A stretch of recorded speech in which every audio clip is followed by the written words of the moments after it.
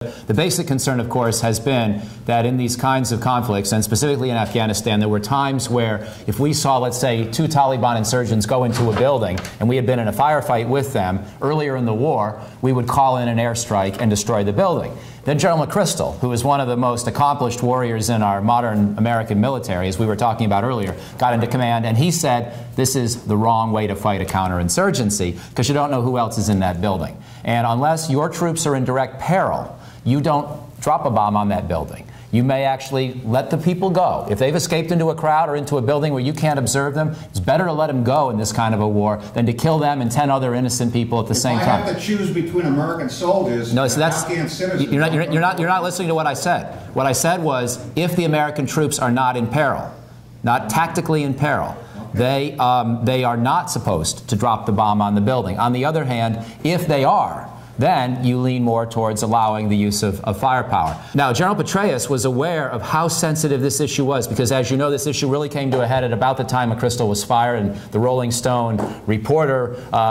reported on some unhappiness with some of the troops in that same article. Same infamous article, in my opinion, that got McChrystal fired. But what Petraeus recognized was, the policy's right, but we got to maybe clarify and repeat the way in which it should be executed. Because you are right, too, that if an American troop or a NATO soldier of any kind or an Afghan soldier is in peril, we will use force to protect them, period. End of discussion. There should be no doubt about that. On the other hand, imagine the scenario that I just posited, where you and I are fighting as Americans. We get shot at. We chase the insurgents. They run into a building or into a crowd. We have the choice. Do we continue pursuit? Do we drop a bomb? Or do we break off contact and wait to fight another day? McChrystal and Petraeus say the latter, unambiguously.